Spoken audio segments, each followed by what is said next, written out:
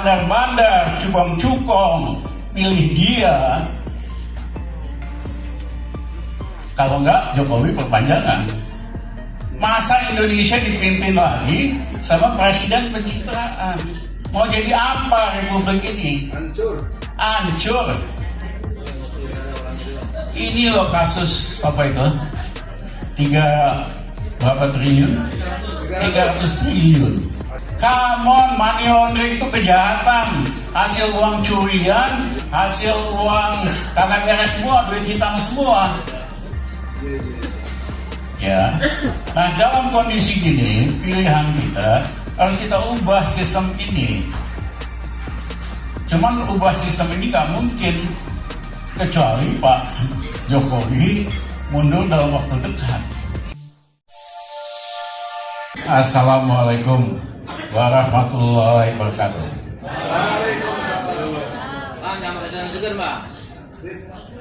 Saya senang di sini. Yang Badung-Badung ada, yang setengah Badung ada, yang ragu-ragu juga ada. Jo, biasanya politisi harus terus-menerus ragu-ragu. Jo ini teman lama saya.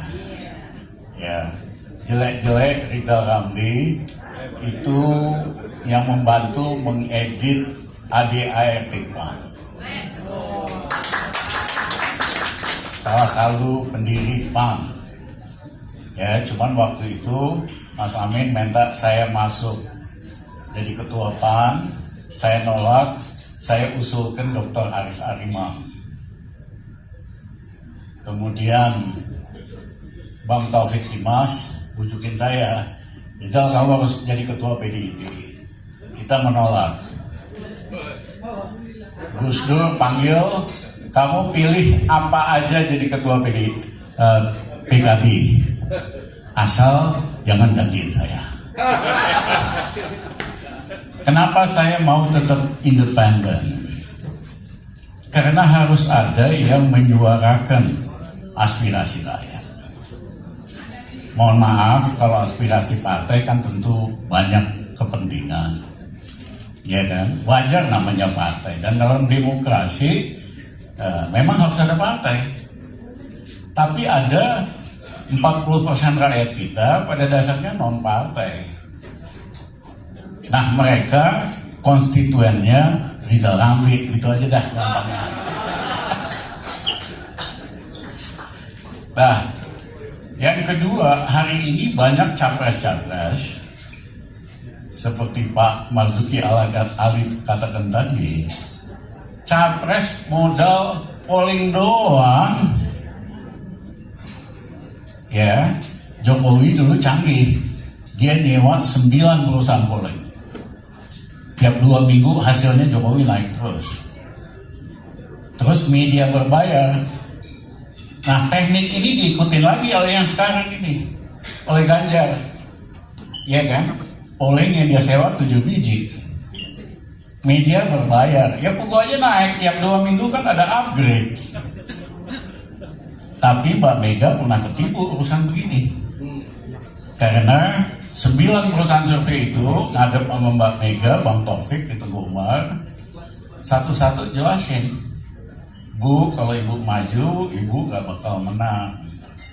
Tapi kalau PDIP ajukan Pak Jokowi pasti menang. Dan yang lebih penting lagi, ada bonus Jokowi. PDIP bakal naik dari 16,5% ke 33%. Gila gak bonusnya itu? Yang lain bilang bakal naik ke 35%, ke 34%. Range-nya itu dari 32 sampai 39%. Dan mereka presentasinya canggih, pakai tabel, grafik. Akhirnya Mbak Mega sama Bang Taufik, sampai last minute Bang Mega sama Taufik itu gak mau Jokowi. Akhirnya setuju. Betul, pemilihan umum Jokowi menang, tapi PDIP hanya naik dari 16,5% ke 18,5%, cuma 2%. Ya, Mbak Mega marah sekali. Sebagai bonus, Jokowi daripada nggak rame ya taruhlah Mbak Puan jadi Menko kan gitu aja. Politik Indonesia ini kecil, bukan pikiran-pikiran besar, bukan ide-ide besar buat nyelamatin bangsa kita. Nah, kita sudah lewati pemilihan orang dengan model pencitraan, hasilnya kayak gini. Saya mohon maaf, saya kan kenal Jokowi jauh hari. Jadi gubernur datang ke kantor saya, minta tolong urusin MRT. Dia nggak punya teman di luar negeri, ya kita urusin 2 minggu jadi mulai MRT. Ya, nah poin saya stop. Ini waktunya tinggalkan pemilihan presiden lewat pencitraan. Hasilnya aduh, iya kan? Ini Ganjar ini kayak Ahok lah. Ingat gak Ahok politiknya naik terus? Iya. Teman saya Luhut Panjaitan telepon, Jol, ini Ahok pasti menang. Gue bilang gue suka bingung. Abang itu bodoh apa pinter, gue gak ngerti. Abang yang bayar perusahaan polling, tugasnya naik-naikin Ahok, habis itu abang percaya hasilnya. Mohon maaf dah, abang kurang cerdas menurut saya. The same thing repeat again. Iya kan? Ganjar ini kan kayak balon, tusuk aja sama kawan-kawan pakai jarum dikit, tempes itu kada apa-apanya. Dia cuma buat di Jawa Tengah, Jawa Timur yang benar aja pilih Ganjar. Itu kan basisnya NU. Ya, di Jawa Barat mana iya, di luar Jawa siapa Ganjar. Tapi karena bandar-bandar, cukong-cukong, pilih dia. Kalau enggak, Jokowi perpanjangan. Masa Indonesia dipimpin lagi sama presiden pencitraan? Mau jadi apa republik ini? Hancur. Ini loh kasus apa itu? Berapa triliun? 300 triliun. Habis itu dia bilang bukan duit korupsi, duit money laundering. Come on, money laundering itu kejahatan. Hasil uang curian, hasil uang kagak beres semua, duit hitam semua. Ya. Nah, dalam kondisi gini, pilihan kita harus kita ubah sistem ini. Cuman ubah sistem ini gak mungkin kecuali Pak Jokowi mundur dalam waktu dekat. Wajib apa enggak? Wajib. Nggak bisa kok. I know him. Iya kan? Jadi waktunya Mas Jokowi udahlah mundur. Wis. Kenapa? Pelanggaran konstitusi yang dilakukan Pak Jokowi banyak sekali. Teman-teman udah list apa aja. Nah, yang kedua, KKN keluarga Jokowi lebih gawat dari Pak Harto. Saya kan oposisi Pak Harto, masuk penjara Pak Harto. Tommy itu baru bisnis kelas Soeharto kuasa 15 tahun. Hari ini Kaisang 7 tahun Jokowi kuasa. Perusahaannya 60 biji, invest ratusan miliar. Duitnya dari mana?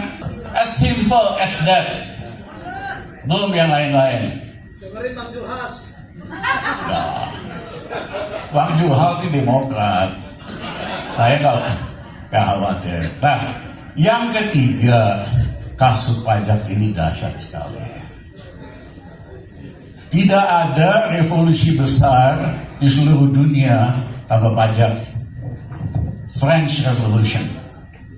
Raja sama ratu pesta tiap malam. Rakyat yang bawa bayar pajak. Revolusi Amerika, karena kolonial Inggris pajakin teh. Rakyat di Boston, peti-peti teh itu dibuang ke laut, terjadi revolusi di Amerika. Perlawanan lewat VOC itu di Banten, karena VOC pajakin tanaman lada di Banten.